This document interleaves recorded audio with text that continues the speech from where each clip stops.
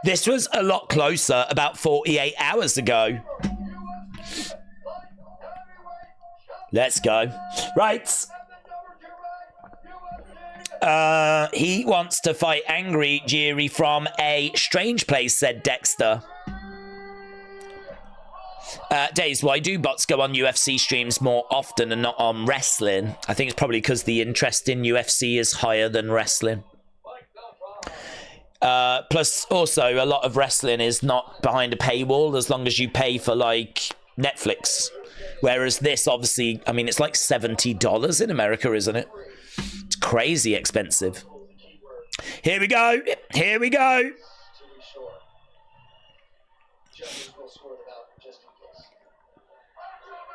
Judges are going to score this fight just in case we need them, but we don't think we're going to need them. Right, we are underway. Prashka in red, Hill in black.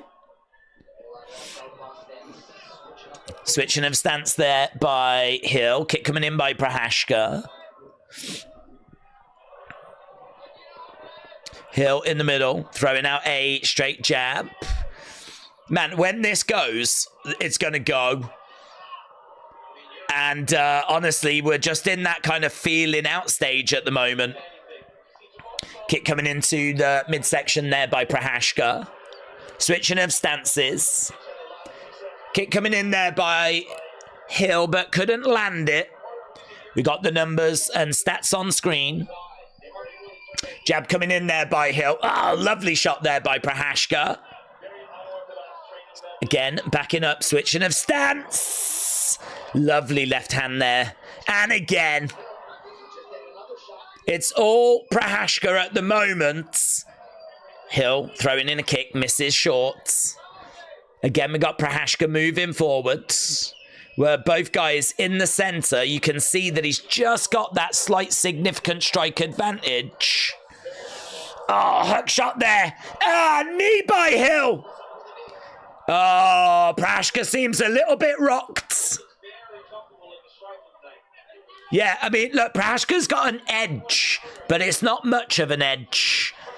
Hill's looking good in there as well, you know. Big overhand just misses. Ah, big shot coming in there by Hill. Oh, and again. Prashka was looking good in the early stages. But Hill has not allowed him to get too settled. Both guys in the middle. It's really good. It's really good. We're staying on the feet and you just don't know. Just don't know who's going to land that kill shot or when it's going to come. Prashka throwing a right hand. Again, backing up. Hill coming forwards. That's it. Prashka looks a little bit more loose again. Kick down the middle. Jab there by Hill. Both guys in the middle. There's not much movement around the cage. They're quite flat-footed. Backing up again. Hill in the centre. Jab there by Prashka. Circles round. Oh, down the middle. That was good. Nice right. Oh, big shot. Prashka. Hill goes down. Oh, my God. Hill gets back up. That was lovely. That was lovely. Prashka again, hook shot. He's hunting. He's hunting. Oh, just a little shot. No joy. Uppercut coming back. Knee to the midsection there by Prashka. Lovely. Straight left there by Hill. Ah, big knee by Prashka. Yeah, the fireworks have arrived. The fireworks have arrived. Man, this is a striker. I wish this was 5 rounds. I wish this was the co-main. He goes for a head kick, but Hill ducks underneath it. Oh, my God. Prashka letting the hands go. Getting underneath. Oh, my God. It's like fighting an enigma. Knee to the midsection there by Hill. Look at the gap. Look at the gap. Prashka leads by 10. Yeah, Prashka is taking this round. Jamal is getting hit, but he is offering some really good shots of his own. Prashka having a look. Hill, again, it's very, very calculated stuff. As soon as he gets through, then he opens up. Hill seems to be feeling the effects here. Sometimes I find Prashka's a little bit too unorthodox for his own goods. Sometimes he gets into a really good position. And because he's like going, like the most obvious hook shot's not available, like significant strikes 28-15 for Prashka. So Prashka coming forward, grabs the leg. Hill circles round. Ah! It's a Prashka round. There is, I think he might have busted his nose. There's blood coming down the nose of Hill. There's blood all down the, and around the eye as well. Yeah, is that broke? Is that broke? I think it is. Prashka might have broken Hill's nose. There is swelling under the eyes. Wow. Hill is rushing too much, said Charles. Defense has improved. Elite GB, shout out to you. Spartan's mind is blown. Just having a little look here. There was some, oh my God. Look at that. That was the moment. Just a straight left. And he just kind of went straight through Jamal Hill. Jamal Hill went down, but he wasn't out. And that was a really fun round. That is the kind of rounds. That's the kind of reason as to why you tune into these events. Here we go, though. Can we get more of the same in round 2? Jamal Hill trying to land a kick there. No joy. Prashka in the middle. We've had an hour and 15 minutes of the main card. After this, we got our 2 title fights. Again, we got Hill being a little bit tentative. Jiri backing up as Hill edges forwards. Tries to throw to the body. Kick coming in there by Prashka. Kick coming back there by Hill. So it has settled back down. There were some fireworks at the end of that first round, but it has settled back down again now. Right now we got both guys in the center. We got head kick, just misses. Just misses. Couple of shots. Oh, knees there by Prashka. And again, right hand. Okay, we might have got to the fireworks stage a bit early. Again, back into the center. Jamal Hill. Eye poke. Eye poke. I think we've got a complaint of an eye poke. We do. Jamal Hill complaining about an eye poke. AB said, I'm regretting right now that I didn't bet on Jiri, although it's not over yet. I was just afraid because I knew that both are going to clock each other. There is a lot of unpredictability. It's just a brilliant match. It's a brilliant fight. I just wish it was going to go 5 rounds. I think we could get a finish, though. I mean, obviously people are expecting a finish. But, man, if this keeps going and we go to the judges, we're all going to wish that we could have another couple of rounds. We are back underway. Round number 2. And right now we got... it's very close work with knees and elbows and little hook shot there. Misses by Prashka. Again, Hill coming back with a shot of his own. Nice head movement there by Prashka. He backs up a little bit as Hill continues to apply the pressure. Kick coming into the body. Kick coming back there by Hill. Prashka backing away. Nice dig to the body. Uppercut there by Hill. That was good. That was really good. This is a bit better for Hill, actually. It's a little bit better for Hill. Head kick coming in there by Prashka. Yeah, and he managed to get another timeout. What's this for? I don't even know what this one's for.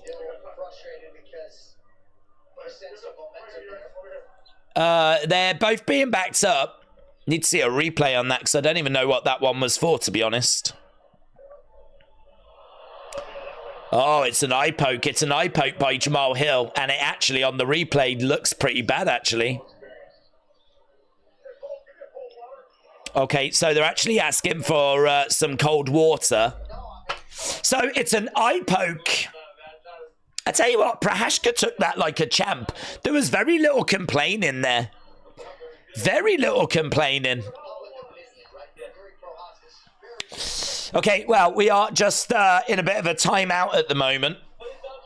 If you are just joining us, leave a like. We're coming up to 700. We're trying to get to 1,000. There's a towel that has been given to Prashka.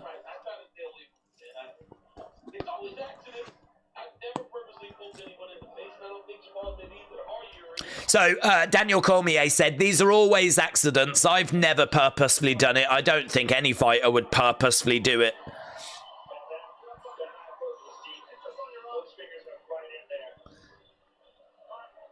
Yeah, we've actually got doctors coming in. We definitely don't want this fight ending this way. But I get the impression that Jury doesn't either. So we got a lengthy timeout at the moment. He can have 5 minutes. I actually don't know. He's had just coming up to 2. Hill is losing, so he's breaking out the eye pokes. Is a loser. Okay, the doctors are just checking on him. It's been 2 minutes right now. And looks like we're going to be continuing. Joe Rogan says that Prashka still seems to be struggling a little bit. Referee telling both fighters, watch those fingers. We're about to get back underway. Big cheer from the crowds. And we are back underway. Round 2 is very close. It's 11-11 on significant strikes. Body shot coming in there by Hill. Prashka again. Trying to find a way forward. Kick coming into the body. Right in the middle. Both guys. Kick coming into the body again there by Prashka. Hill. Oh my God. Big shot by Prashka. Hill ate it though. He took it. He rocked his head. He went upstairs. I think it was a right hand. And honestly, Hill just ate it. Fair play. Need to see a replay of that because it looked really good. It looked really good. Both of these guys are throwing and just taking what the other person has got to give. Again, lovely duck underneath there by Prashka. Ooh, Hill really getting some of these shots through. It's a really close round, this, you know. Prashka throwing in some kicks. We got 1 minute 12 in round number 2. Knee to the body there by Hill. Knee to the body. Prashka again in the middle. Nice straight right there by Hill. Coming in with a straight left as well. Throwing out these straights. You can see that Prashka has got blood coming down his nose. Lovely kicks coming in there by Prashka. Hill grabs one though. No joy. I feel like Prashka's having to work quite hard. Having to do quite a lot. I don't feel like Hill just seems a lot more composed. Nice kick coming in. Jamal Hill sniffs bicycle seats, says Shane. 20 seconds left to go this round. Massively disrupted by those timeouts. Yeah, Hill really getting his shots off now, you know. Hill looking really good. Getting a few shots off. Prashka bouncing. Only a couple of seconds left to go. End of the rounds. That might have been a Hill round, you know. That might have been a Hill round. In the chat, let me know. How did you score that round?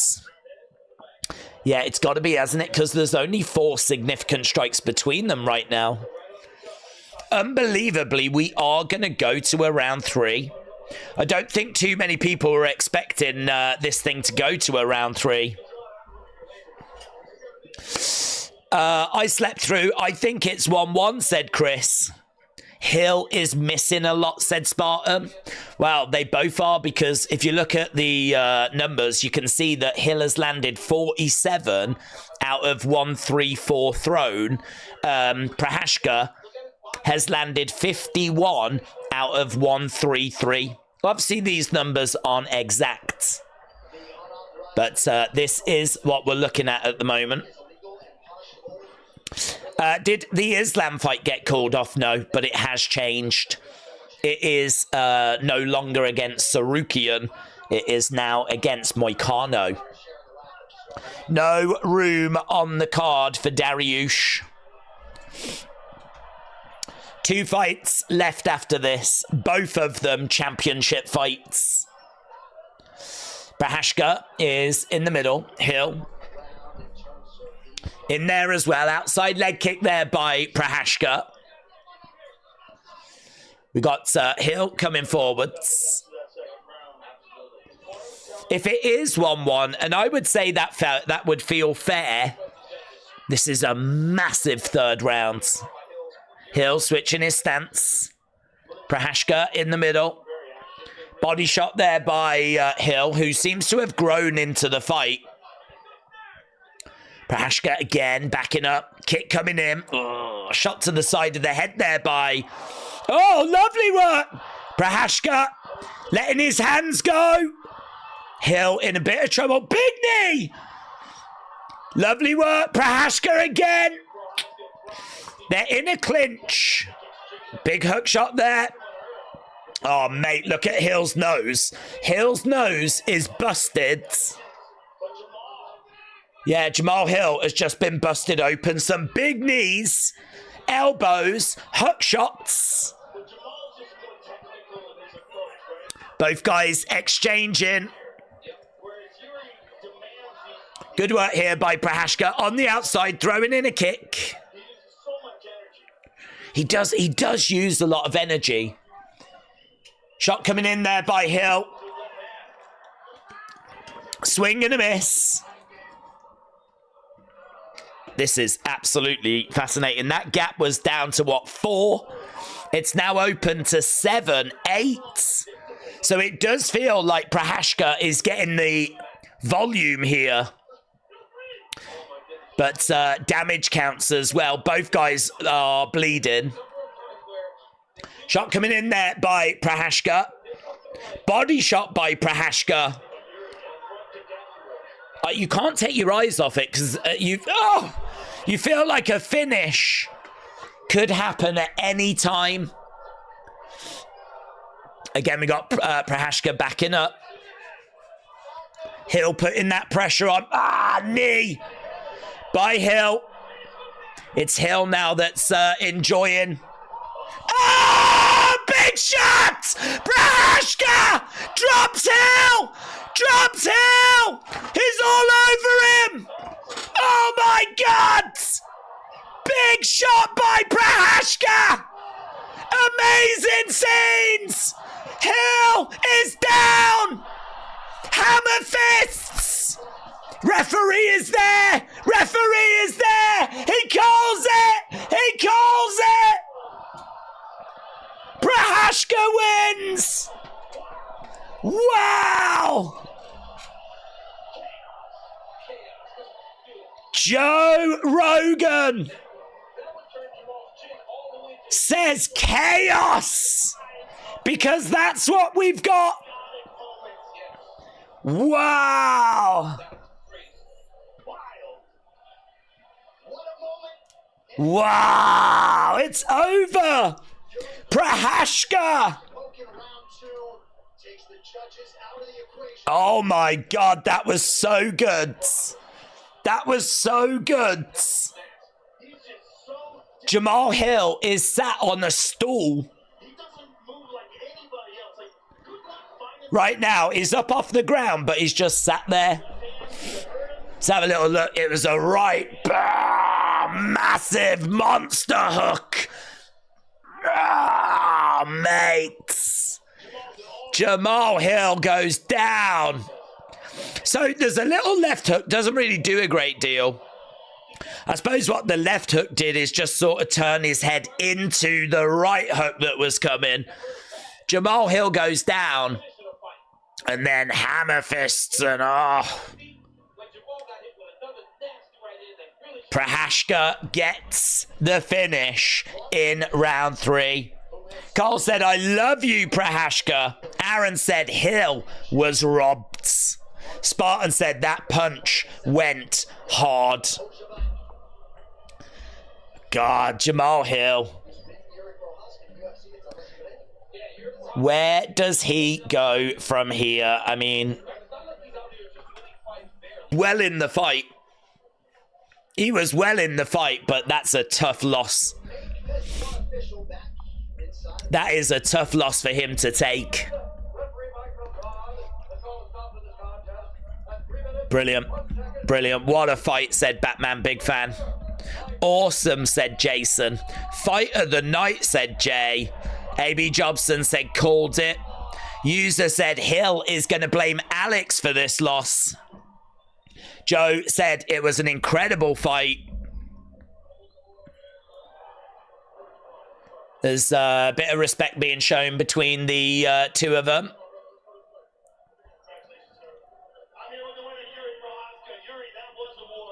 It was a war. Hill needs to change weight class or retire, said Jybert. And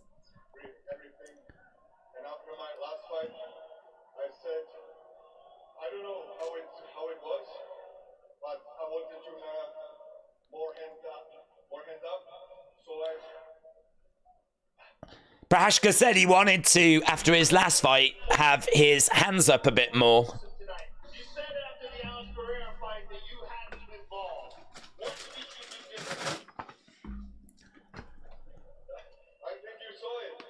So, yeah, in training, a lot of things, more like important He said that he changed his training. to be.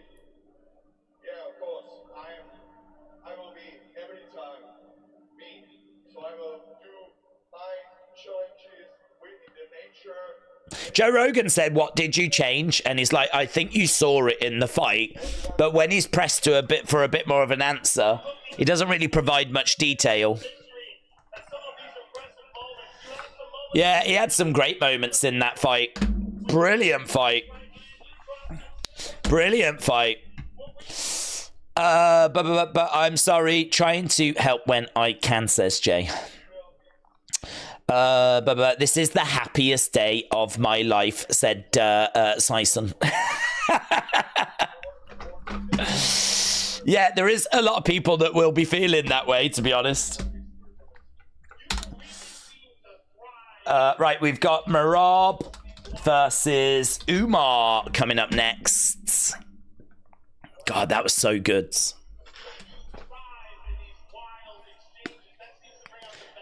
You thrive in these wild exchanges. They seem to be bringing out the best in you.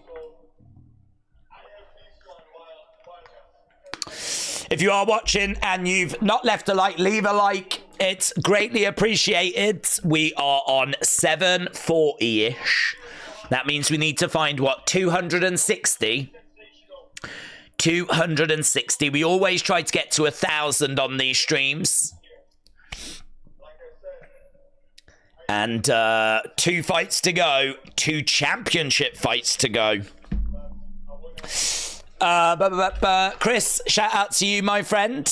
I appreciate the support. So, I think, does he mention Alec Pereira there?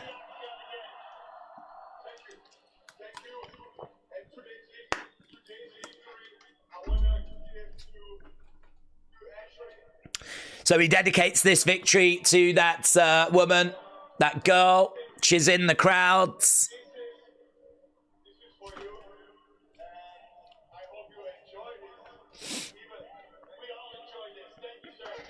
I also want Merab to beat Usman just because I hate how the Dagestani fighters are taking over the sport. I like Merab. He's funny, says Box MMA Madness. Do we think Merab can out-wrestle Umar? I mean, I think he can be competitive against him. I don't know that he's going to be able to out-wrestle him. Can he do enough to get the win? That's the question, isn't it? This next fight is really difficult. It's really difficult. CM Punk. CM Punk shown in the crowds. So, he didn't get a big cheer from the MMA fans, as you could imagine. Michael Chandler is in the crowd as well. Lots of people out in force, but then we are in Los Angeles. So, yeah, this is going to be our next fight. And honestly, this one is going to be tricky. 5 rounds, of course. Bantamweight Championship on the line. Merab is the champion. He's taken on Umar. Umar he's a Nurmagomedov, and whenever we get a Nurmagomedov, obviously they tend to do well when it comes to the odds because it's the name. I mean, the name carries a lot of value. The thing here is that he backs it up, though. He is undefeated, 18-0, 6-0 in the UFC. He's got brilliant striking, brilliant wrestling, hits hard. He's got a nasty single leg takedown. This is going to be an exciting fight, and it is going to be action-packed. The only thing is, though, neither of these are really classed as finishers. So I think there's a chance this could go the distance. We could go all 5 rounds with this one. And, yeah, Merab has definitely got a chance as well. I think for him to be seen as being like, you know, no chance is not very fair. He's a great fighter. He's got high energy. He works at a high pace. He's obviously got wrestling and chain wrestling. We know that he is a bit of a decision king. He knows how to get a decision. He knows how to win rounds. I think this is really close, honestly. I think it's really close. I think Umar has got to be the favourite, but if Merab wins this, I won't be shocked. I think it's a really good fight. They are each other's best opponents. This is the fight to make in bantamweight, so it's going to be really good. I'm looking forward to this. Umar is not Khabib, said Justin. I agree with that. Dexter said Merab won't be able to hold him down. That will mean that Umar will get up and will beat him on the feet, says Dexter. Merab 100%, Islam 100%, said Diddy. Umar will head kick Merab. Merab will just take him down again and again and again, said Justin. I don't think Umar has trained for Merab's motor. It is true. He's got. This is not easy for Umar. He might be about to make it look easy, but it's not easy. Merab is someone that we have watched for a long time, and he has been very impressive for a long time. 11-2 in the UFC, Merab. I mean, and he's the champ. You got to put some respect on that name. He is on a 4-fight win streak. His last 4 wins, these are Merab's last 4 wins. Jose Aldo, Petr Yan, Henry Cejudo, Sean O'Malley. Jesus. What a run Merab is on. Actually, scrap that, because his run's longer than that. His run is longer than that. Marlon Moraes, Cody Stamann. So, Stamann, Moraes, Aldo, Yan, Cejudo, O'Malley. Listen, this is a big test, and I get why he's the underdog, but you've got to respect who he's been beating. You've got to respect who he's been beating. His last loss in UFC was 2018. He lost to Ricky Simone back in 2018. Round 3, guillotine choke. But since then, he's just gone on to win, 1, 2, 3, 4, 5. He's on a 6-fight win streak.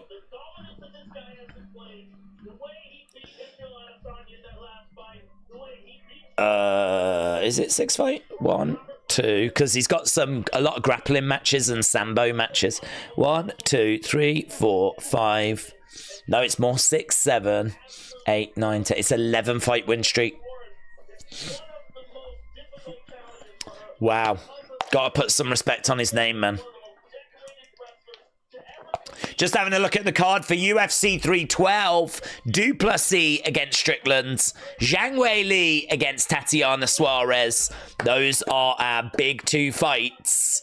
That's going to be February 8th. And I think that's the week after Israel Adesanya fights on a fight night card the week before. Right, we should be getting over to this one very soon. Umar is going to get knocked out, said Sparta Crow. What's your excitement level for tomorrow? I don't know, 7, something like that. Not that high. I mean, I'm not tuning in for the TNA show. I'm tuning in to see what NXT are going to do. So it's just a bit of a bonus stream, isn't it? So what was your excitement level for tuning into AEW tonight?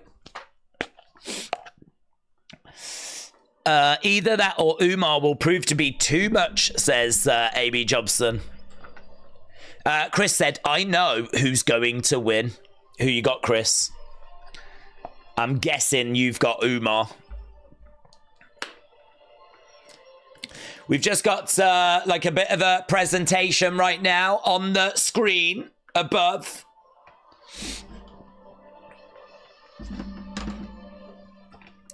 So they're just using this screen. Feels a little bit like the Sphere in a way with this big kind of presentation. That screen is so amazing. UFC 311 Championship fight.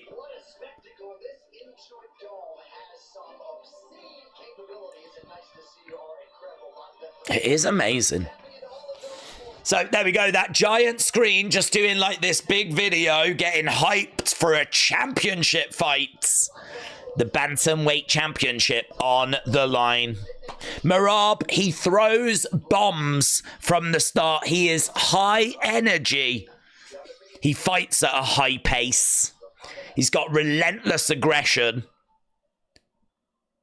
And we should be getting the video package right now. Hannah said it was like a low 2. You were sat there in your Death Rider shirt. We know the truth. Herb Dean by early stoppage, said 1868 Timmy. Chris said, who's your favourite fighter? I got a soft spot for Rose. I've always loved watching Thug Rose. But obviously what with being British, Tom Aspinall at the moment is right up there. Not crazy about Paddy Pimblett, but I do have a real soft spot for Aspinall. Spartan said, Kathy Kelly, CM Punk, Bilal Muhammad are going to come together to watch UFC today. They want to see Bilal Muhammad in the Rumble. This one is 50-50 to me, said the man relentless. I wonder if they would put UFC fighters, or at least one, in a Rumble. Don't know. Can you give my brother a shout out? His name is Red Hawk Beaver. With pleasure. I always love shouting out beavers. So, Kane, shout out to you, and shout out to your brother, the Red Hawk Beaver. Chris said UFC or WWE, which is better right now? Just depends what you're into, doesn't it? I mean, WWE is on fire. WWE's in a great place. They've just moved to Netflix. And they're just cooking at the moment, doing some really good stuff. So if you're a WWE fan, you're eating goods. Are you eating good if you're a UFC fan? I feel like you are. I just feel like it lacks the sort of monster names.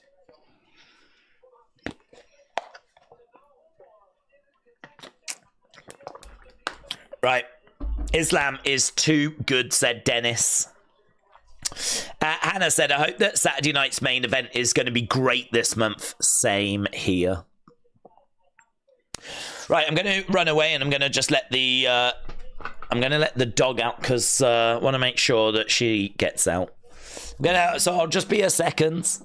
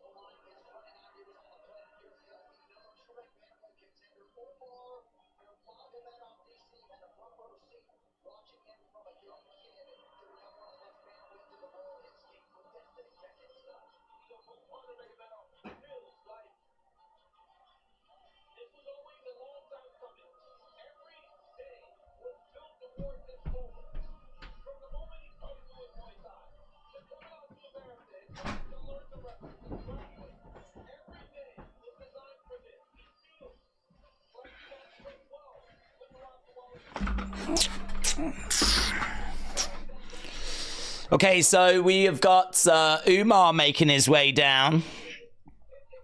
Let's have a look at the breakdown on this, shall we? So Merab is making his first title defense.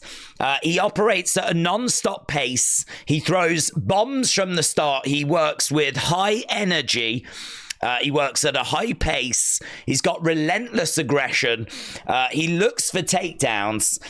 He leaves some openings. He likes throwing head kicks. He's got good cage work. His striking has improved. He's very durable. He's got chain wrestling as well. And the question is, you know, with Umar, is he going to outclass Merab in the wrestling and in the striking? Is there anywhere that Merab can enjoy an advantage? And honestly, I don't know. I feel like Umar probably is the better wrestler, probably is the better striker. We obviously don't know what it's going to look like in this fight. I mean, it could be that Umar is just slightly off his game. It could be that Merab doesn't let him settle. It could be that the right opportunities don't quite present themselves.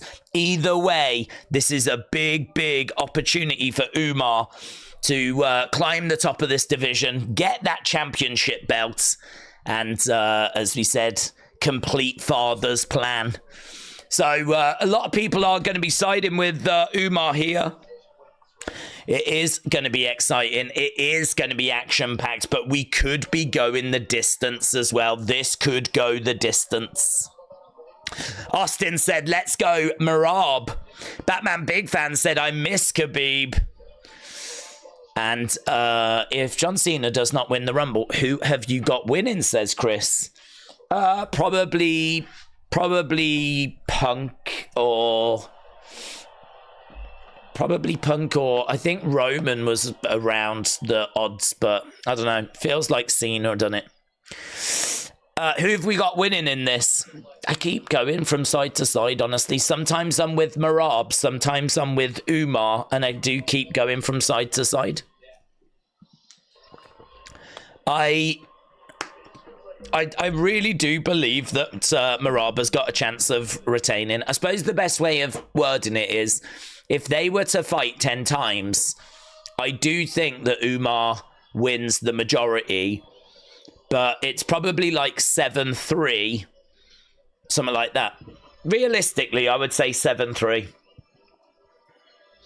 And Merab has just got this belt after some really good wins. He's got wins over O'Malley. He's got a win over Cejudo. He's got a win over Jan. He's got a win over Aldo. These are really good wins. Big smile on his face. He's very confident. They always say that your skills are improved by X% when you become the champion. He is the champion.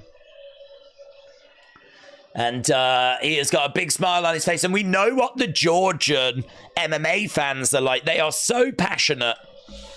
It will not surprise me if he's got quite a bit of support there right now.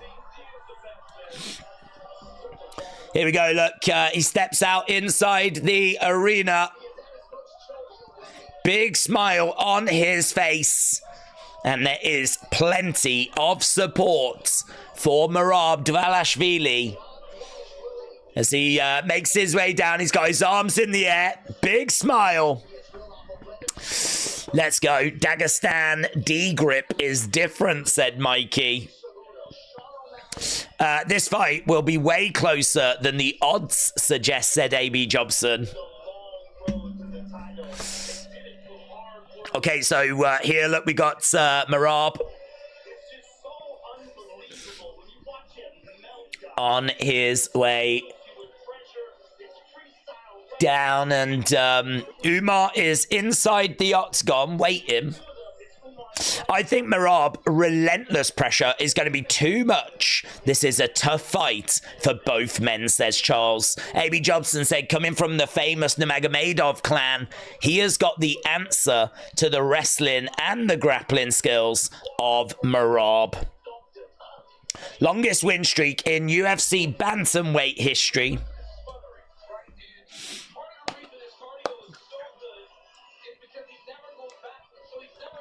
His cardio is very, very impressive. So they're just showing off the special shorts that he's wearing. They are white with red around the edging, and we've got the cross for the Georgian flag on the front as well. No gold gloves. We know they binned off those other gloves, so no gold gloves. If you are watching and you've not left a like, leave a like. It is greatly appreciated. We are probably behind where we need to be on that front, actually. We always try to be about 1,000 by the end of the stream. We are a couple of hundred away still, so if you are watching and you've not left a like, leave a like, as we are going over to the UFC Bantamweight Championship fights. Merab Dvalishvili against Umar Nurmagomedov. Umar is going to be coming in as a firm favourite. This is also our co-main event. Main event of Islam Makhachev against Sarukian has changed. Changed yesterday. It's going to be Makhachev against Moicano now. And honestly, that should be straightforward for Makhachev. So this is probably the more intriguing championship fight of the two. This is the co-main event. Matthew, shout out to you. Days have got Umar and Islam by sub. Thoughts? Could absolutely go that way, yes. I would say that's probably the most likely outcome. Hill's excuses are that he took too long from the eye poke, and he's gonna say he had him hurt rather than a full-blown evidential eye poke. He seemed to be quite cool after.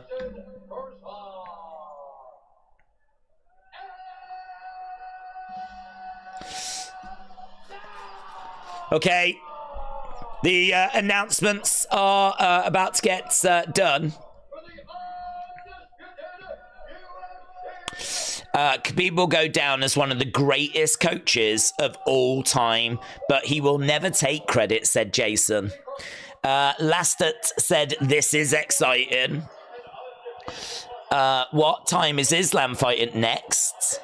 We just got to get through this fight first, and then we'll be at that one. There's a lot of respect for both of these fighters. Smile on the face of Umar as he gets his introduction. I believe he's ranked second, isn't he, in the rankings?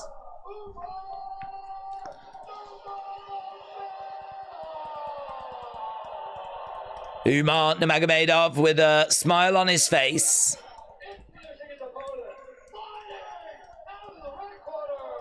They just showed him on top of the Georgian flag, which was a bit weird.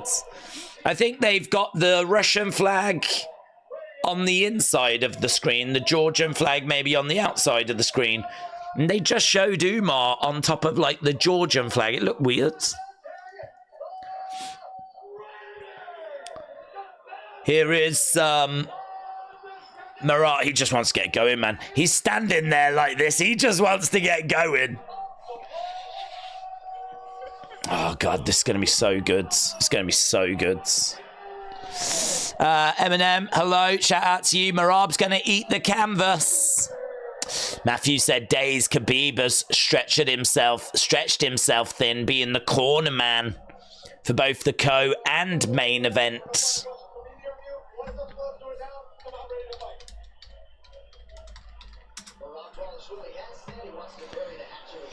Okay, we're about to get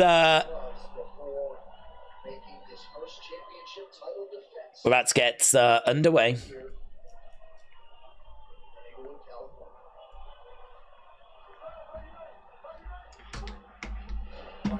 Okay. Both fighters come out into the middle. We got Nurmagomedov in red, and we've got Merab in white.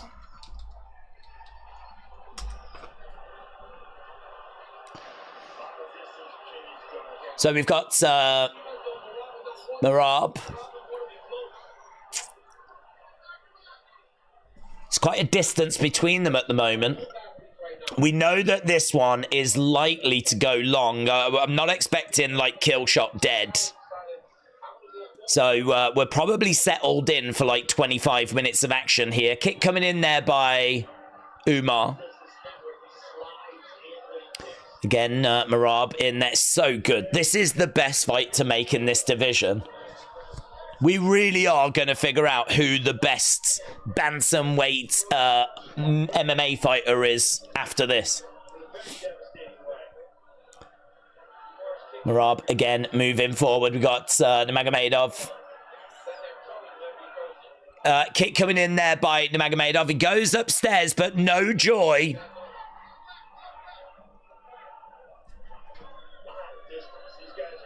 Merab again taking a step forwards. Yeah, there's a lot of inactivity that we've got at the moment where they're just sort of like trying to read each other. Nurmagomedov. Oh, Merab grabs him. Swing and a miss. Inside leg kick there by Merab. 1-2. Straight down the middle there by Nurmagomedov. Umar going upstairs. Honestly, it's absolutely captivating. You've got, oh, lovely. Right hand by Merab. Again, shot coming in there by Nurmagomedov. 1-2 going upstairs. Both guys are getting success. Neither fighter is able to really stamp their authority on this match. Again, we got Merab digging in. He's letting it. I tell you what, he just planted himself and he swung. Merab just planted himself and he swung. Little smile on his face because he couldn't get through with it. Again, shots coming in.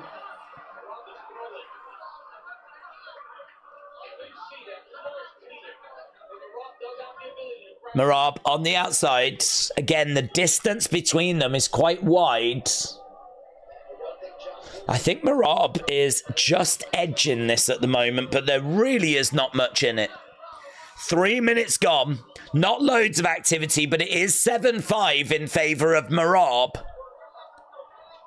Kick. Oh, that was lovely. Kick coming into the body there by Umar. Into a clinch. Looking for a single leg takedown.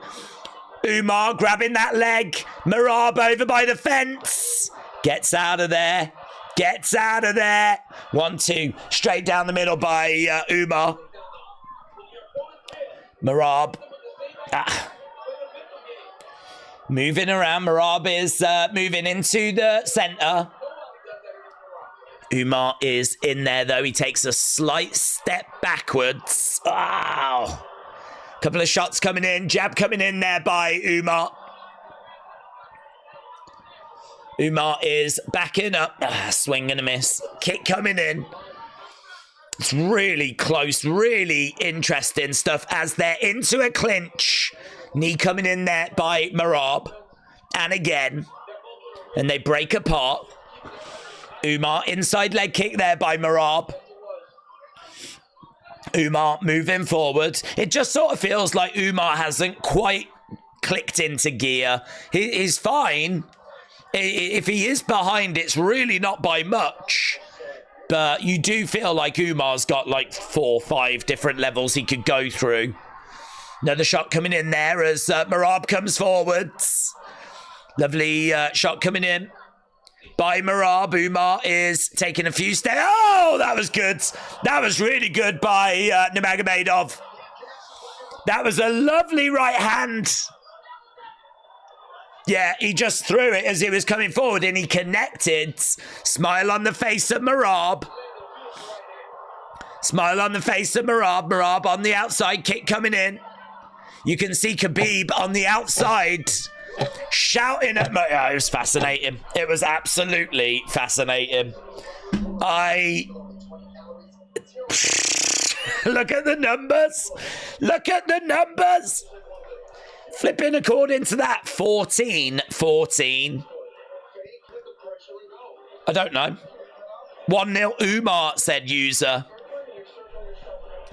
I mean, there was a lovely shot at the end for Umar. Is that the difference maker? Is that the difference maker? Cash has got it 1-0 Umar. Look at that. 14-14. That is mental. What a fight. Yeah, they're just showing a replay. It's the first replay they showed. Was Umar landing that right hand on Merab. Well, listen, according to the stats, 14-14. Brilliant. Really, really good. We knew that Merab was here to put up a fight. Okay, so we've got Umar in the center, Merab in there as well. We're underway with round number 2. Might as well end this poll. Again, we got Merab on the outside, so you lot are very confident. We're looking at like 70-30. Oh, no. Umar 46 and 14 are 60-40. 60-40, you lot think Umar, and you've got Umar by finish 46%. And 60% of you think that Nurmagomedov is going to get the win here. Again, Merab coming forward. Oh, my God. That was amazing by Umar. That was fantastic. Bang, bang, bang, bang. Quick shots. Oh, lovely shot there as well. Real flurry. I tell you what. Merab is eating shots, but he is still moving forwards. Yeah, Merab is again moving forward. It's Umar that's on the back foot. Merab is just bringing the fight. Over by the side of the fence, in a clinch.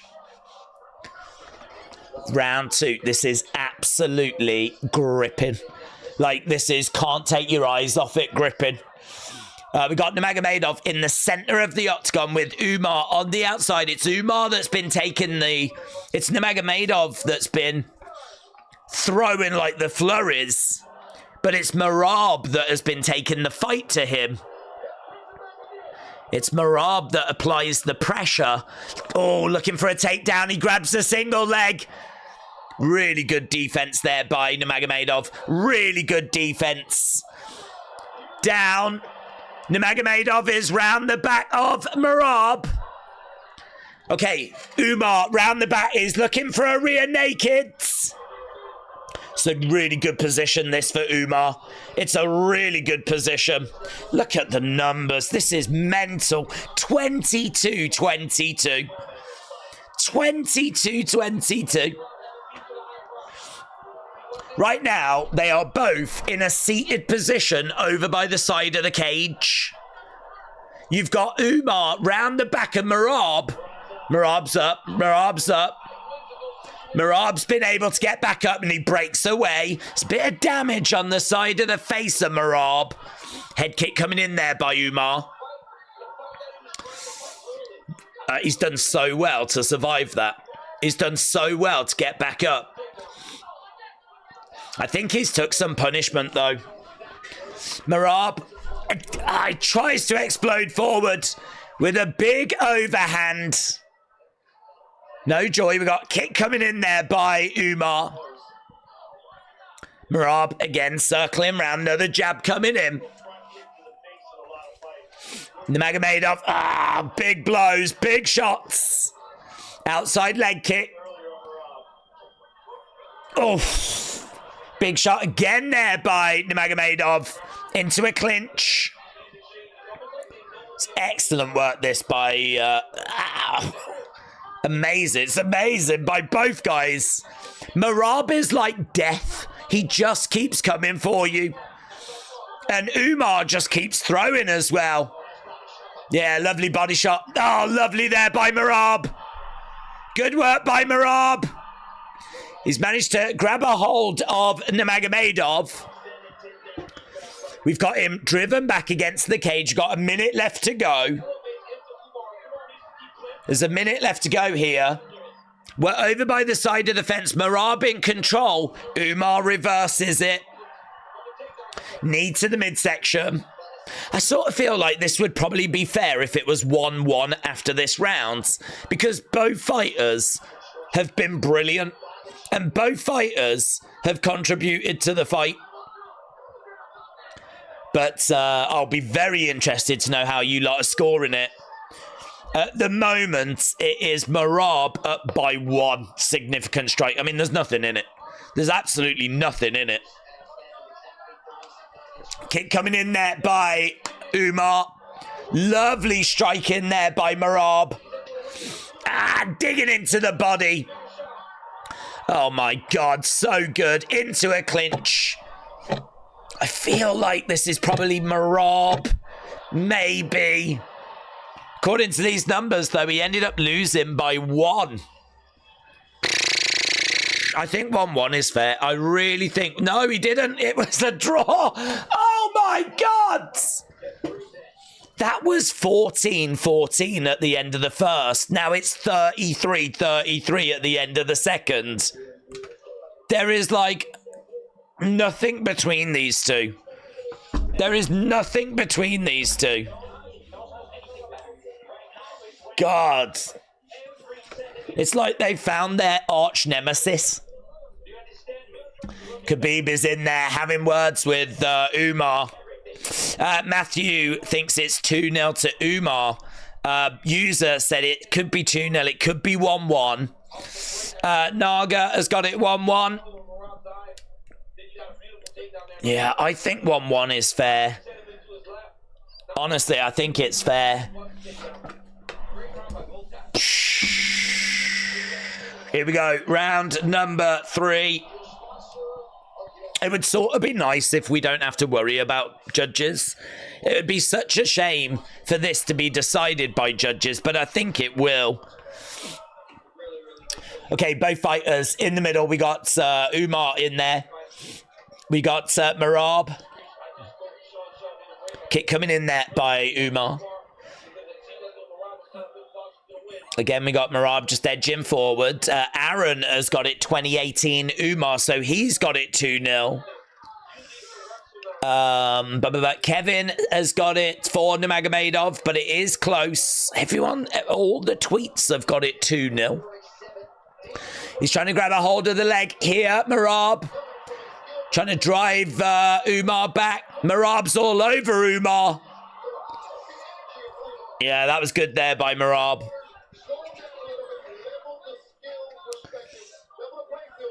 And again, Merab back in the center. He was trying to get Umar down.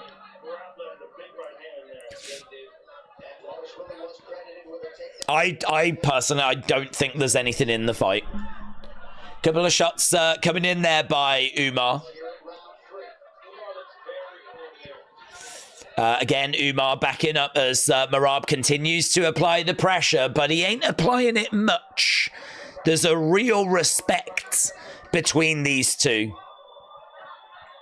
Merab again spinning back fist, but it was well short. Umar on the outside. He tries to lunge forwards to get a shot in. I think he landed it, but Merab landed one as well. Kick coming into the body there by Umar. Merab again coming forward, letting the hands go. Umar circles rounds. Merab in the center. Again coming forward, looking for a takedown. He's always going to struggle with those takedowns. I don't think that's quite the path to victory. Oh, I think, did Umar slip? Did Umar slip? I don't know if it was a slip or if he was just trying to defend a takedown. Just having a little look there, so... I think he was trying to defend the takedown. Low kick there by Umar. Referee just asking if it was a low blow, but I don't believe it was. Merab coming forwards. At the moment, Merab is... Again, those moments where Merab is throwing and Umar is... I don't know if he's slipping or if he's trying to, like, defend takedowns. I don't think they look great to the judges. Oh, and again, Merab just throwing. I do think Merab is causing Umar some problems here, and that gap has opened a little wider. It's just been a couple of moments that may have been slips. Oh, and that looked like a bit like a takedown there. 144. This feels like a Merab round, you know. Yeah, Merab is just doing so well in this round. Oh my God, what a fight. Takedown. Oh, but that's lovely reversal by Nurmagomedov. That was brilliant. The crowd are absolutely eating this up. They are absolutely eating this up, and so they should. This is a brilliant fight. Right now, we're over by the side of the cage. This is round 3. We're seeing Morab just talking to the fans. You can see a smile on Dana's face. Position reversed. Umar back to the middle. Morab back to the middle. Yeah, they said good. So the commentators said best round for the champ. His best round so far. And it really is. First round, 14-14. Second round, 19-19. This round, 17-10. There is a serious gap in this round when it comes to the significant strikes. Umar trying to get Merab down. We've only got 20-odd seconds to go. He's trying to pull him down, but Merab's not going. Oh, he does eventually. Merab is down, but there's only going to be like 10 seconds to work. Merab gets back up to his feet. Yeah, brilliant. People said this would be a hug fest, said you almost had it. Brilliant. We have got a brilliant, brilliant fight here. We've got a brilliant fight. We just had a brilliant fight. And we've got another brilliant fight. This is fun. This is serious fun. Put the effing pace on, they're saying to Merab. Stay focused. Yeah, let's go. 2-1 Umar, 2-1 Merab, 2-1 Merab, 2-1 Merab, 2-1 Umar, 2-1 Merab. Oh my God. I don't know. I feel like I'd be leaning 2-1 Merab, but I'm really not down on the 2-1 Umars. I just think this is really close, and I think that third round was a definite Merab round. The 2 rounds before it, though, was it 1-1 or was it 2-0? 2-1 to Umar, said Lan. I know that Vince is a creep, but Janelle is a huge hoe. Right, here we go. About to get under 8, round number 4.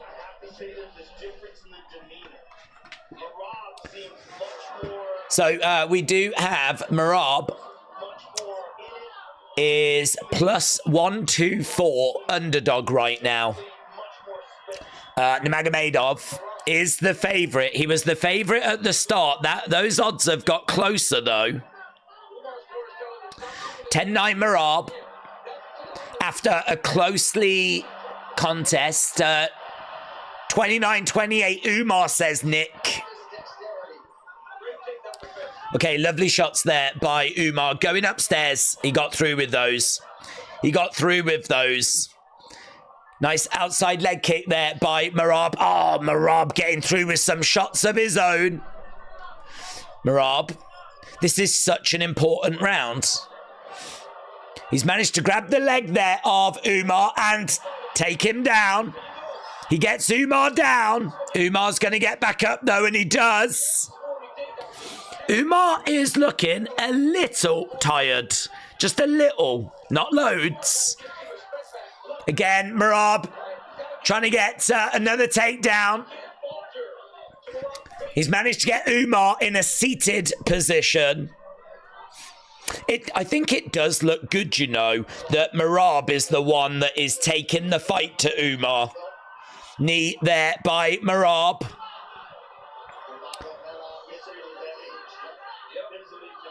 He is fatigued. So the commentators are saying that Umar is looking fatigued. How is Merab's cardio so good? How has he got the ability to keep going like this? I gotta tell you, Umar is not looking brilliant right now. Umar is looking tired. Shot coming in, but there is damage on the face of Merab. Body shot there by Merab. Nurmagomedov throws in a kick. He does look wobbly when he moves his head and everything. He is looking a bit wobbly. Merab coming forwards. Merab's not offering loads, though, in all fairness. He's got to offer a bit more to give the judges something to think about. Oh, Nurmagomedov looking a little bit rocked. He goes back into the centre. Merab with a smile on his face. That gap seems to have got wider, look. 69-56. Oh, that was a lovely shot there by Merab. That is a lovely shot. Nurmagomedov eats it, though. Merab again trying to explode in, looking for a takedown. He walks away, looking for another takedown. It's just work from Merab. He just keeps on working. Nice shot coming in there by Merab. Nurmagomedov swing and miss. Nurmagomedov on the outside.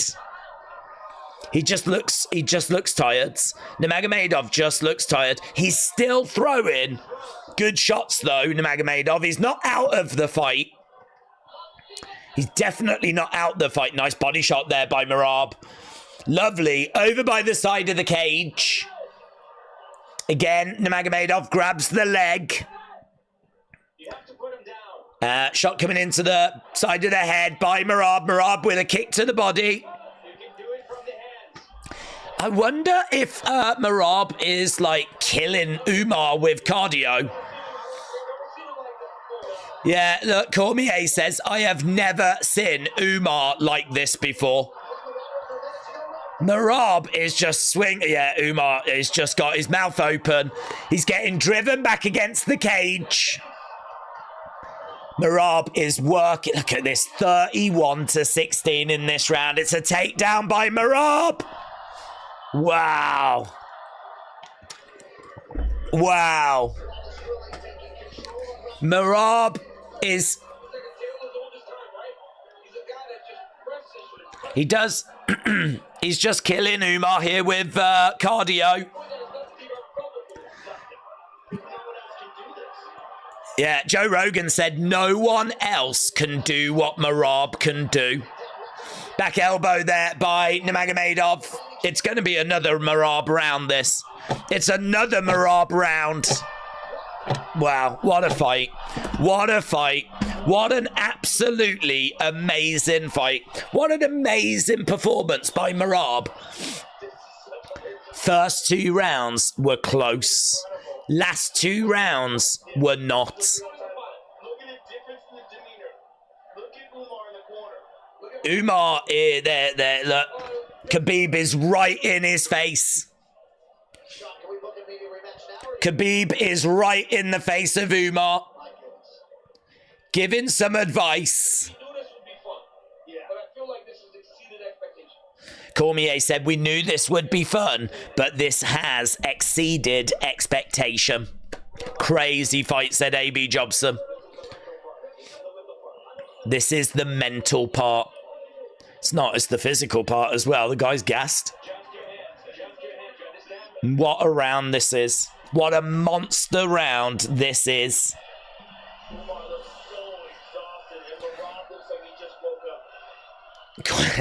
Rogan said, Umar looks exhausted. Merab looks like he just woke up. Here we go. What a fight. This is fight of the year. This beats what we just saw from Prashka and Hill. Umar in the middle. Merab on the outsides. A lot of people are going to have this as being 2-2. But if Merab was given any of those early rounds, he is winning this fight.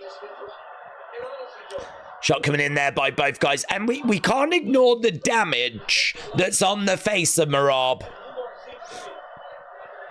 Umar just got a bit more spring in his step. I wonder if he's finding a bit of a second wind here.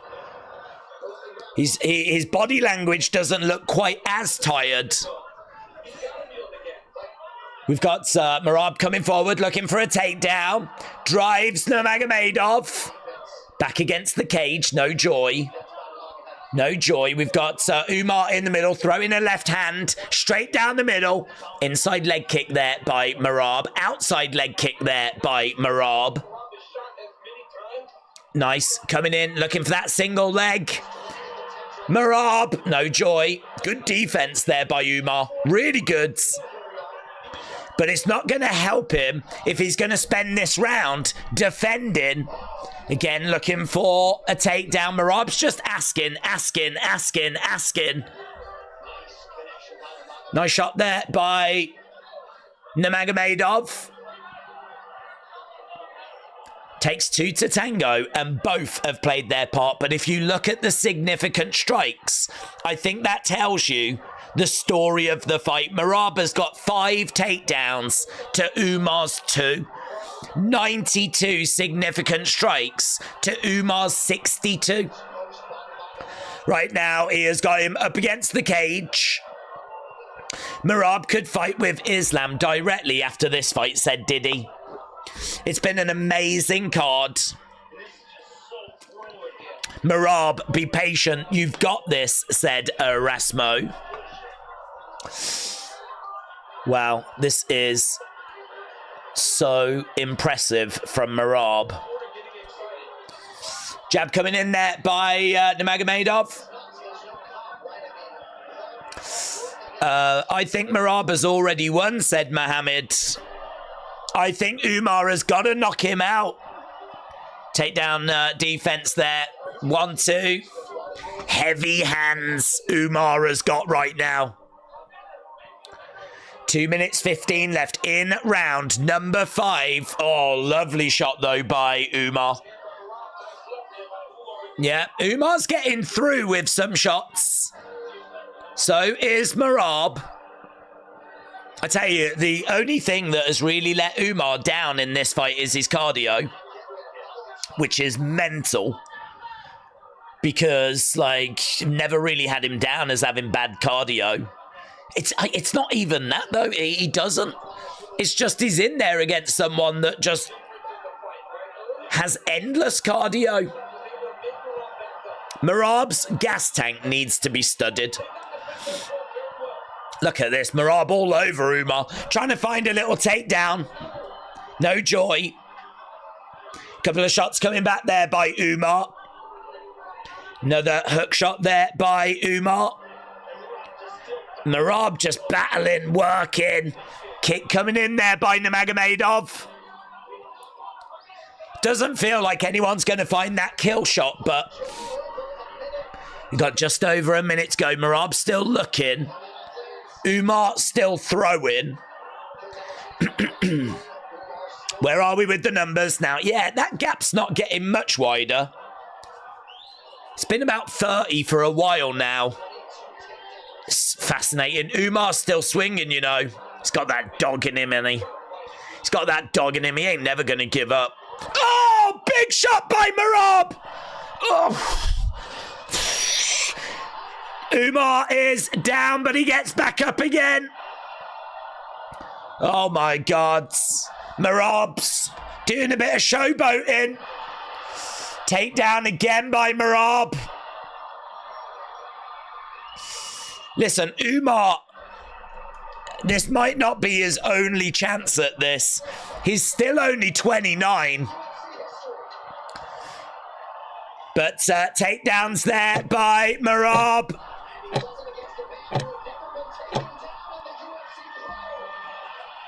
There we go. End of the fight. Everyone's standing. It's absolutely amazing. 7 takedowns for Merab. It's got to be Merab. Merab is a machine, said Juan.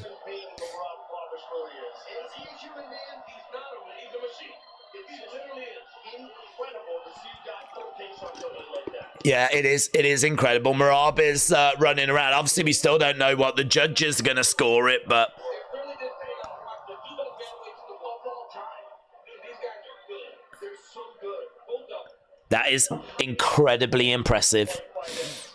Merab, unanimous, but Umar did show up. He did show up. With enough energy to What a fight. Dana White and throw all is in there shaking hands. Visible fatigue. I mean, he got Merab gives Umar a hug. He goes over to Khabib. Khabib looks pretty gutted, to be honest. We haven't had the official decision. Nurmagomedov early with a left hand. I miss the Iceman days, said William. Really wobbled him early in the fight. And this is Merab literally took his soul, said Ahmad. Do you know, though, Umar putting in a really good performance. I mean, there's no shade on Umar here. I certainly don't think he's won the fight, but he showed up. It was so close in those first 2 rounds. down by Morab. I don't know what they do with Merab after this, said Adam. Build a statue. Put him in the Hall of Fame. Rename the division after him. This is the Merab weight. Amazing. Amazing. I can only imagine that Georgia right now is rocking. Well, let's wait for the decision first, but then I would imagine it'll be rocking. O'Malley would beat Umar, said YOLO. was the second best gas tank in UFC history. As a result of the Bantamweight Championship. Here we go then. Decision time. Ladies and gentlemen, after 5 rounds, we go to the judges' scorecard for decision. The judges score the contest 48-47, 48-47, and 49-46 for the winner by UFC. Wow.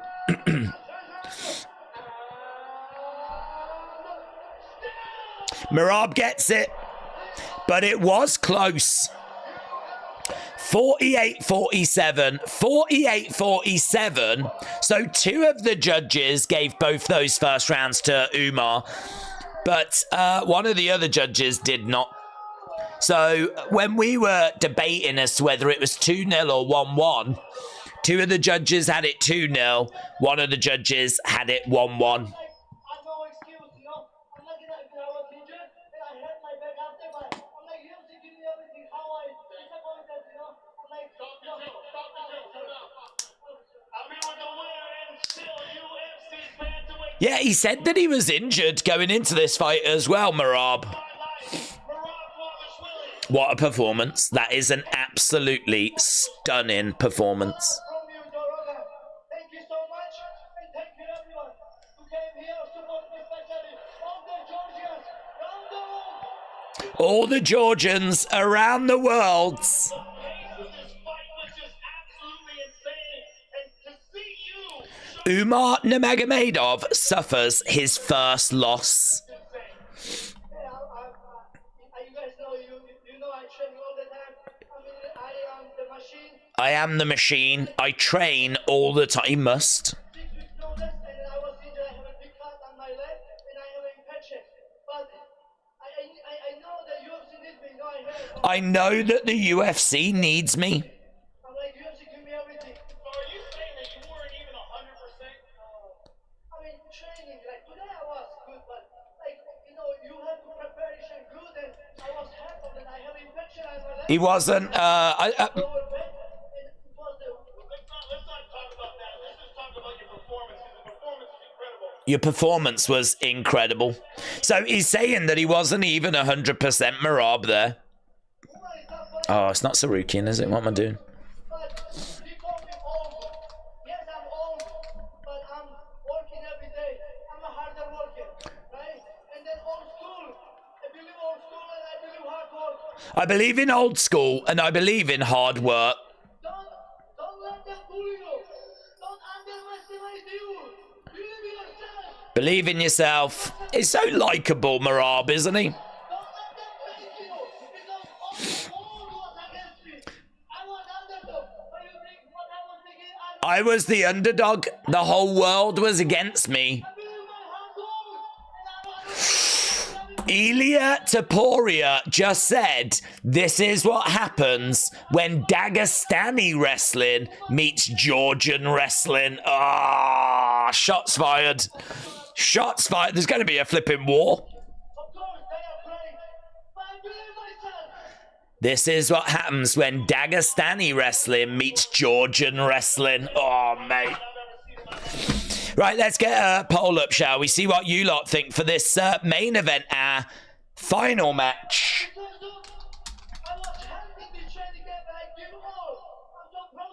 I'm so proud of myself, says Merab.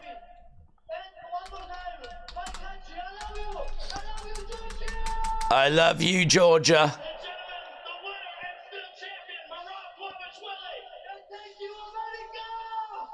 Thank you, America!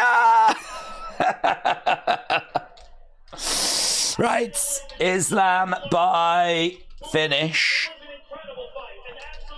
Islam by decision.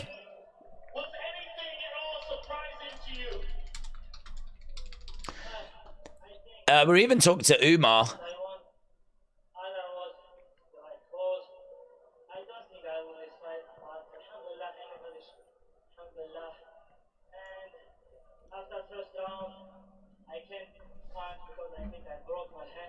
He said he broke his hand after the first rounds.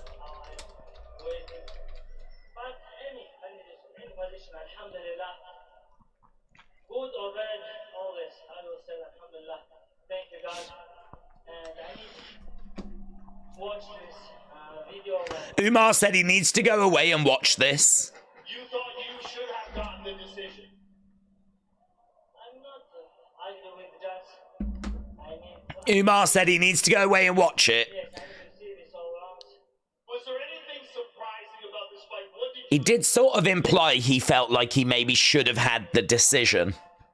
But in all fairness, it's different when you're in there competing. Merab's got to be tested for PEDs, said Seji. Max, shout out to you, my friend. If Islam loses, Khabib's going to have a stroke, said Jason. Imagine if Islam loses now. I hadn't even considered that happening. Imagine if Islam loses now. Oh my God. That genuinely had not even crossed my mind.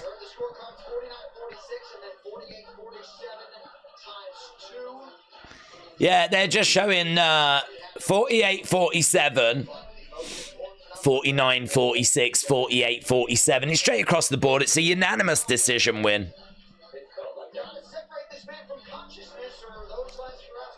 Absolutely amazing. I believe Islam will win, but I'm just saying though, said Jason. Will he though, Jason? Now that you've said it, I've got serious doubt.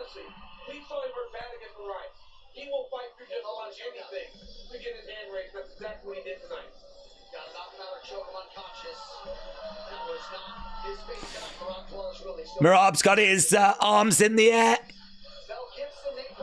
Oh, hello. Mel Gibson is in the crowds. Charles Oliveira is in the crowd as well. Sugar Sean.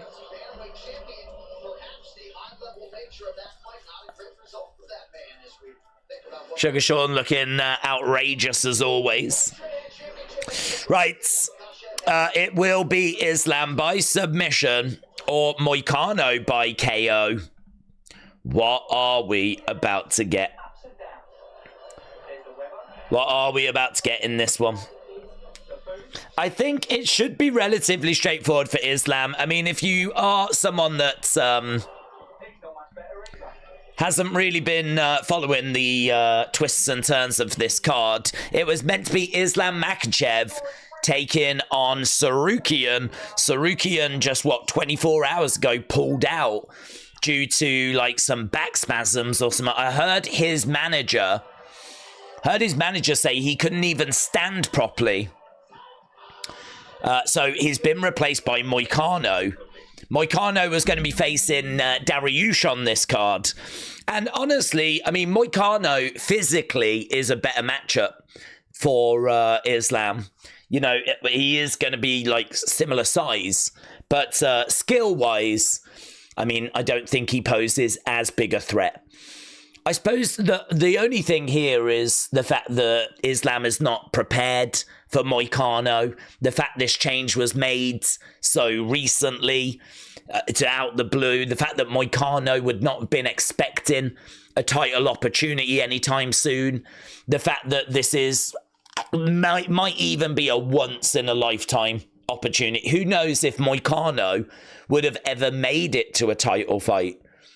No idea. He's currently ranked 10th. So this is one of those where you leave nothing behind.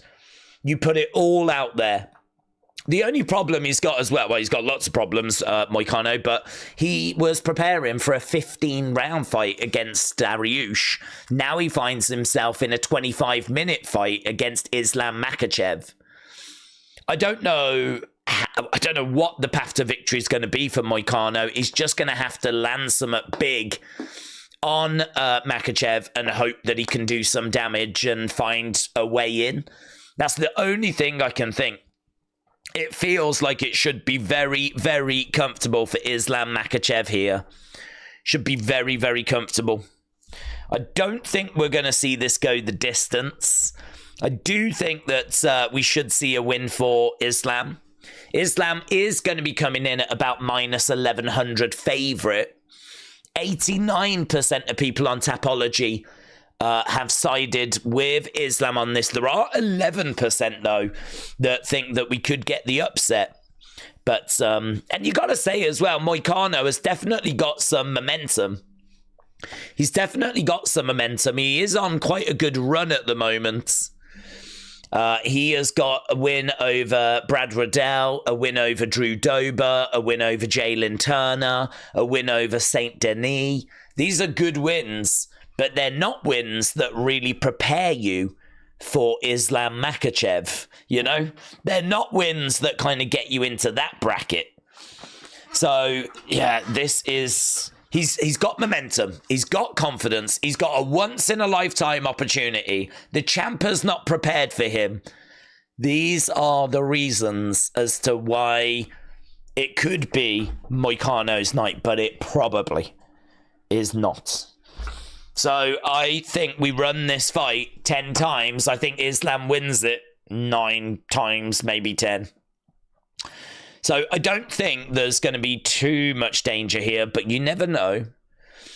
Just looking at what you lot have said, you've gone 80% for Islam, 20% for Moicano.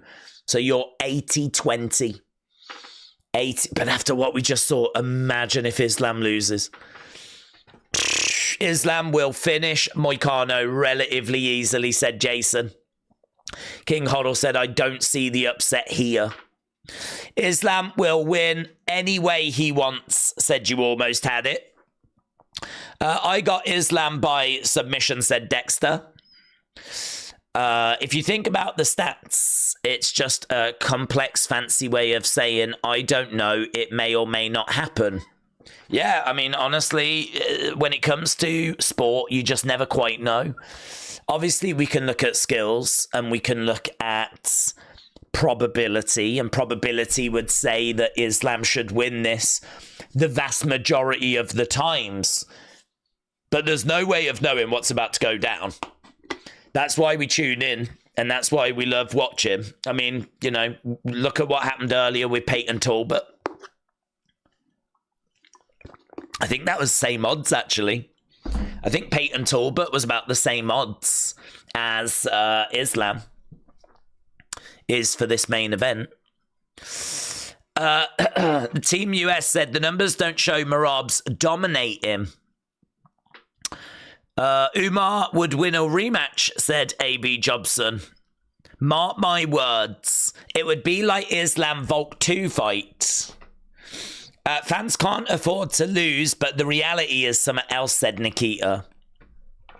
Seems like we've got people arguing about what went down in that last fight. I don't think there's much reason to argue about that last fight. It's a clear win for Merab. I don't think... is there a Umar was robbed kind of a thing? I don't subscribe to that. I thought Merab won.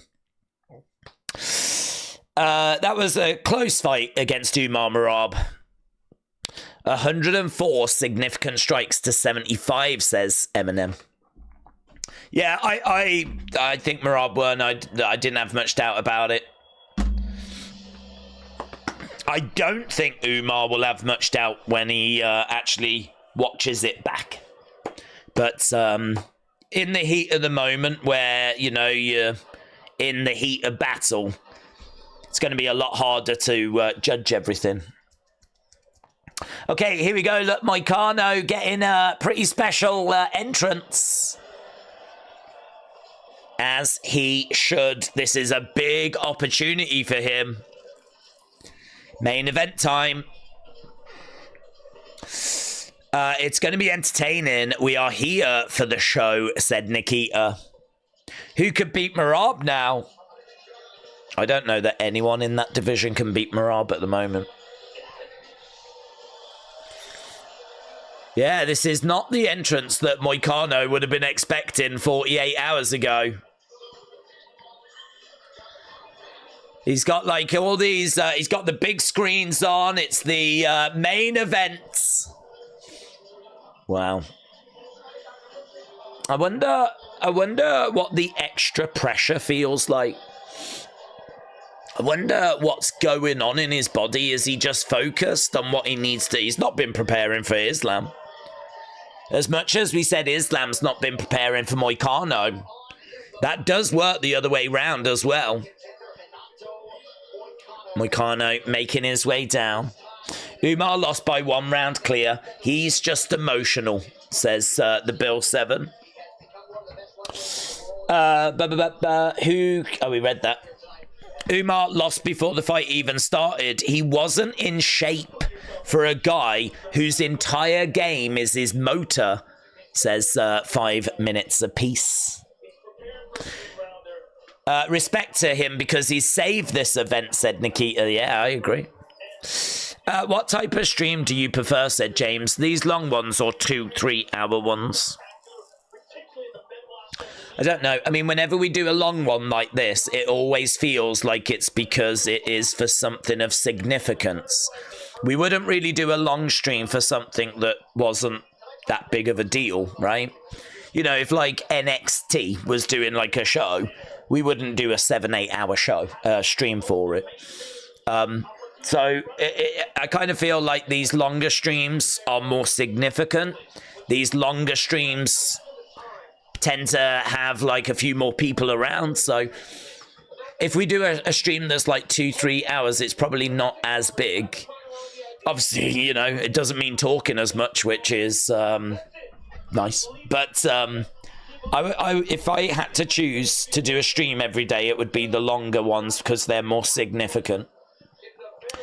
Yeah, I mean, look, it's lovely being back, having a big Saturday stream. It's lovely being back with something big going on. If there is a big event, I'm not shy of putting the time in. I'm not shy about putting the work in. And we've done that here. I mean, look, we're about to click into 7 hours for this stream. And it's been really fun. Really enjoyed it. Can we end it right? Can we just get, I hope, a really good fight? I don't even mind if it's one-sided. I'm all right with Islam just smashing Moicano around, but not to the point where the ref stops it. What I don't want is just a one-sided thing that's done quite quickly. Definitely want to end this card off the right way, you know. If you are watching and you've not left a like, leave a like. It's really appreciated. We are just 52 likes away now, and that has been a mountain to climb. But we are just 52 likes away from 1,000. Hannah said, Days is your favourite food, the waffle. Shout out to you. I don't mind a waffle. Here's Islam. SS. Shout out to you, my friends. Shout out from Vegas. Islam is a human. He can be knocked out. It has happened before. Never say never. I agree. I agree. I wonder what's going through Khabib's head. Look, Khabib is making this walk with Islam right now, but mentally it's got to be very difficult for him to not be still stuck on what's happened. This is not a group of people that are used to losing. This is not a group of people that are used to having to process that. But this might be the best lightweight we have ever seen. Islam Makhachev is making his way down. Let's go, man. Jada, shout out to the Dominican Republic. I've been there on holiday, you know. Wonderful place. Puddin Tain said Islam by submission round 2. Was Moicano in camp? Yeah, he was, yeah. He was on the card, wasn't he? Moicano was getting ready for Beneil Dariush. It's Dariush. Okay, Moicano is inside the octagon. Islam Makhachev has made his way down. Don't think this is going the distance. Might as well end this poll, actually. Here we go. Islam is an elite grappler. He is very athletic. He's got the longest active UFC win streak, not just in the lightweight division. He has got the longest active UFC win streak. I think it was like 14 wins. AB Jobson says, I lean towards Islam at minus 950. Is he only minus 950? He was a bigger favourite about 48 hours ago.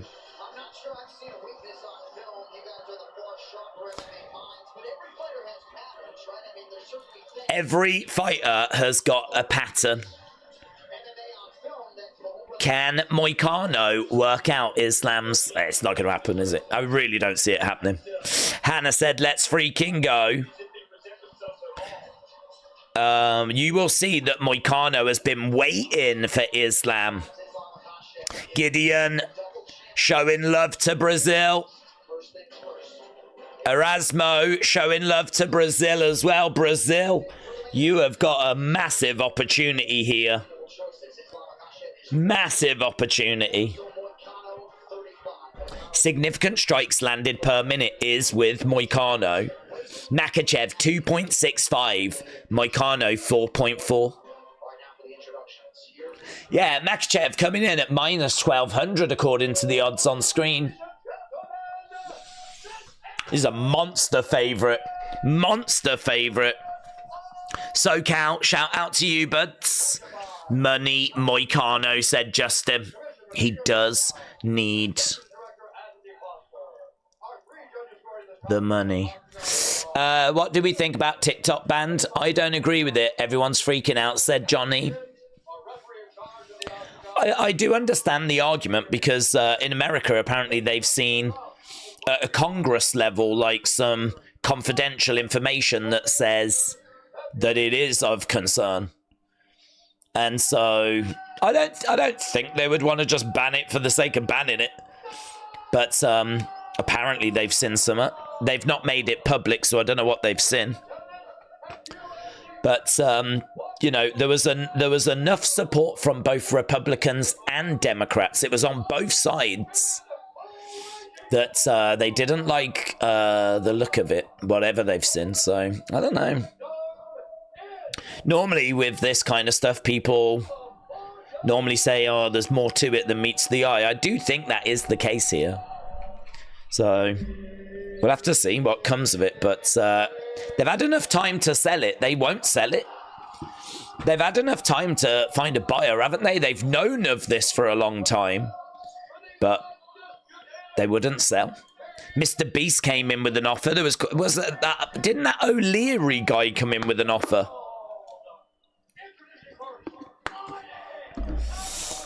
So we'll see. I think Donald Trump will bring it back on Monday.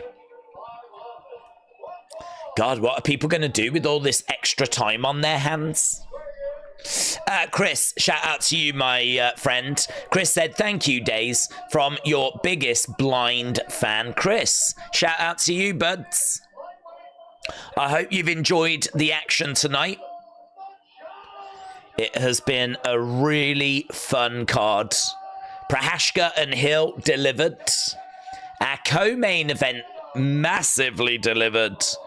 And could you imagine if we was about to get a big shock here? So, Chris, thank you, my friend. I hope that you enjoy whatever we're about to get. As Islam Makhachev closes as a minus 1,200 favourite. Ah, we got to 1,000 likes as well. That is brilliant. Big thank you to everyone that left a like. I really do appreciate that. That one felt like a slug. That one felt like it was quite difficult to get there. But we did get there. I fell asleep in the third round. I just woke back up, said 1868 Timmy. It was Morab by decision. Okay, here we go then. Both fighters in the middle. Are we going to get a massive shock here? Islam looks very cool, calm, collected. Moicano bouncing around. Moicano looks focused, of course he does. What an opportunity. Here we go then, Moicano. It's, do you know what? I mean, I sort of like it because it's quite bonkers. It's like one of those, what would happen if we just put Moicano in the... What would happen if we put the number 10 ranked lightweight in with the champ? Right now we got Moicano in the centre. These are the kind of names and people, though, that Islam was just putting aside as he was making his way to the title. Nice inside leg kick there by Moicano. Moicano's got to know that he's going to struggle in rounds 4 and 5. Because he has not been having 5-round fights. And he has not been training for a 5-round fight.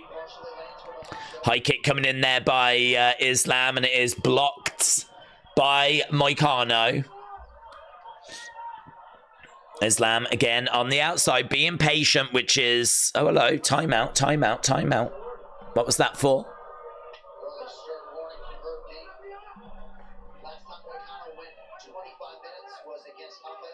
Nice inside leg kick there by Moicano. We are back underway. We had a timeout. I'm not sure what for. Yeah, this fight's still settling down. Kick coming in there by Islam. Right now, Moicano is leading on significant strikes. If the fight was to end now, Moicano might win. We have only had a minute and a half, though. Moicano is in the centre, in yellow, of course. Islam in white.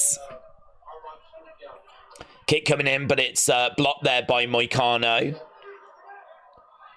Moicano, again, throwing in a jab. Islam, again, just getting out the way of that kick there by Moicano. Lovely left hand there by Islam. That was really good. Straight down the middle.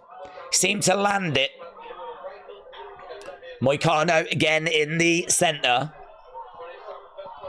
There's a hook shot that just misses there by... Oh, my God! Moicano, let the hands go. I don't know if he actually put Islam down or if Islam just like tried to get out the way and slipped. I would need to see a replay, but Islam was just down on the ground. Islam looking for a takedown. He's managed to grab a leg. He gets a takedown. Yeah, I mean, this is not where Moicano wants to be. On his back with Islam on top. Oh, my God. Couple of shots there by Moicano. Islam was down. But was he down because of the shots, or was he just trying to lean out the way of them and slipped? I mean, ESPN have not scored it as a knockdown.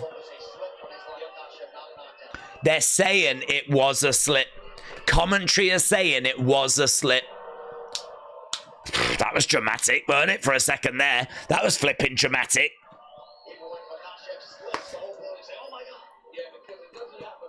Yeah. Right now, he's in half guards.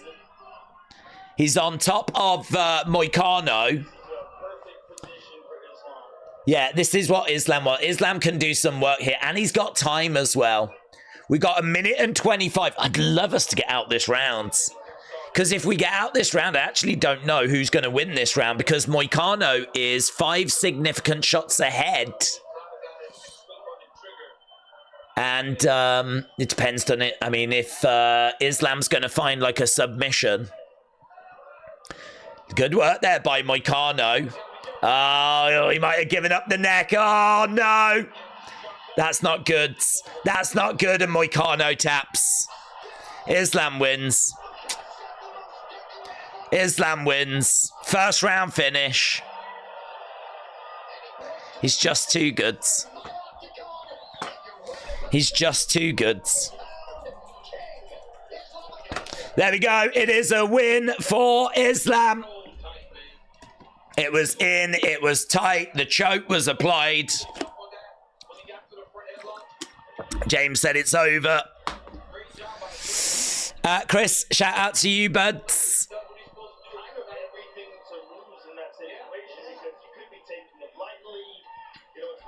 Oh, that's gutting, isn't it? That is gutting. Tappity tap tap tap. Lan said that was too easy.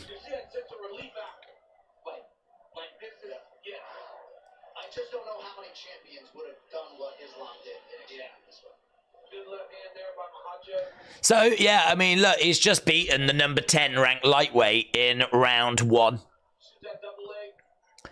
That's got to be so gutting for Moicano because, well, he's always got the knowledge that he was never preparing for this fight. He's always got that knowledge. But this is what you're working towards. You're working towards this fight. And you just had it. You just had the opportunity. And you've ended up tapping in the first round. After looking quite good on the feet as well. Yeah, look there. Khabib celebrates. Damn, the coin was right. Islam won. Called it, said Murto. Islam is the new lightweight GOAT, said Jackson.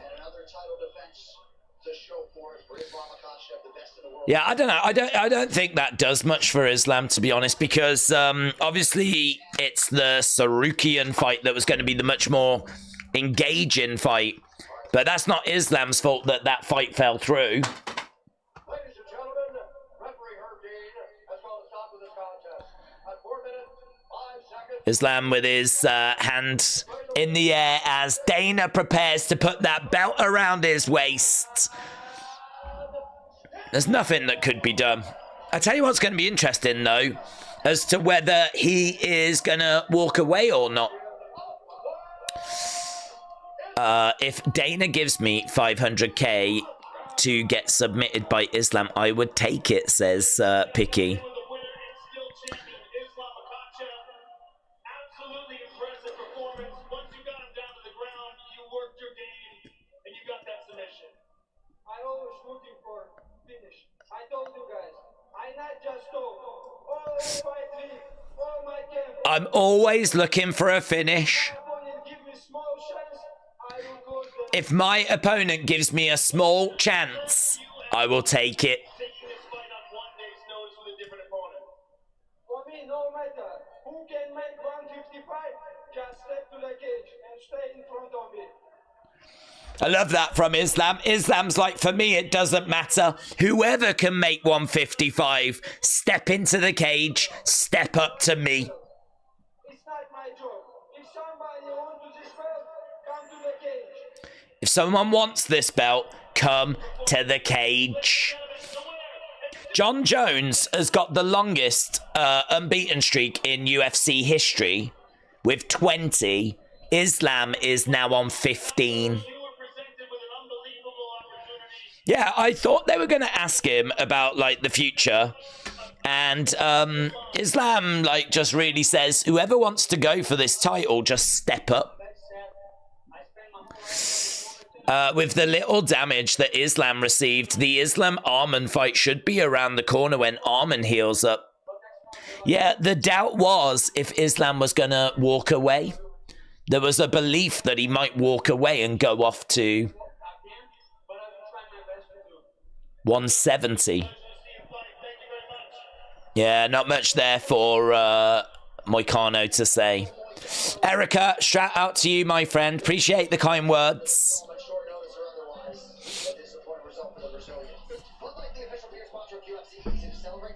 That is a very disappointed Moicano, but a satisfied Islam Makhachev with his arms in the air. Khabib applauding behind him.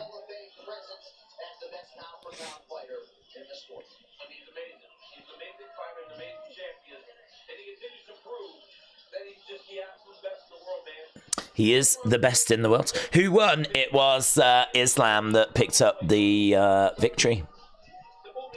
Anderson Silva has got a win streak. Islam is one below him now. No, they just showed the graphic on screen. It was John Jones on 20. Unless that information was incorrect. But it was literally just put on screen during the show. Arm said, what do we mean? This is his 4th title defense versus top 10.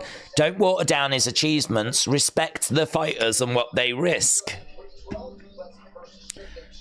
What, about this win? Nah, this doesn't do anything for his legacy. You know, he is a fighter that is a champion, and we are talking about someone that is battling against the very best in the division. You can't say right now, even if Moicano is like 10th in the world, we're not dealing with that level. We're dealing with who's the number 1 contender. If the number 1 contender's not available, who's number 2? Who's number 3? That's the level that he deals, not who's number 10. So it's a win, and it saved the show. It gave us a main event, but you just saw the standard there. He's just finished him in the first round. That's the kind of fighter that Islam would have been beaten on his way to the title. That's not the kind of fighter that you face when you are champion. So that doesn't really add much to his legacy. It's a case of, like, it's just unfortunate. It's not his fault. It's just unfortunate that, like, Sarukian was not available. There was a lot of people saying that if Sarukian wasn't available, why was Charles Oliveira not the backup? Which is a very good question, actually. But I suppose it's a case that, like, people don't want to go into camps and be ready for fights that they're probably not going to end up having, you know? So I did see people saying that it should have been Charles Oliveira that, was ready for the call.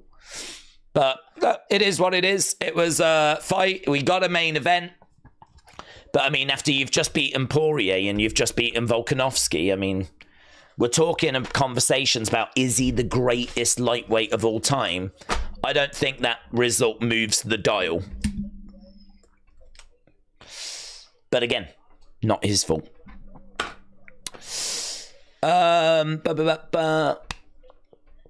Russia forever stays number 1, says AB Jobson. SoCal said 100%.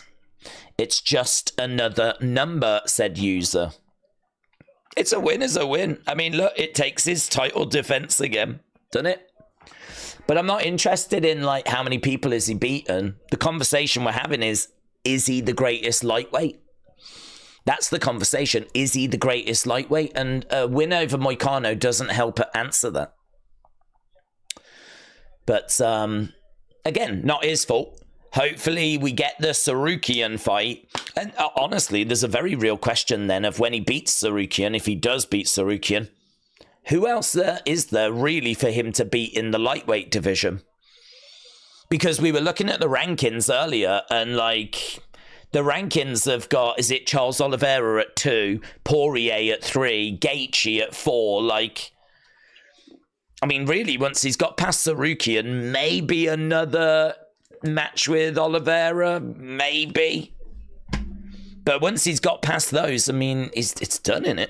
I mean, who else is there for him to beat? He will have cleaned out the division. He got the belt off Oliveira. Maybe another fight with Oliveira would be worth seeing. And again, I think people are going to want that Sarukian fight, but it really doesn't feel like we're too long till we're having the conversation that he is the best lightweight. Volk shouldn't fight Islam again soon, said Chef. Yeah, no, I agree. Right, we're going to call it quits there, my friends. Everyone's filing out of the arena, and we are definitely done. So thanks a lot for joining us. Appreciate the support as always. And I'm not sure when we're next back for UFC, but there's some great cards on the way, and I'm sure that if we are free, we will be covering them. So thanks a lot for watching.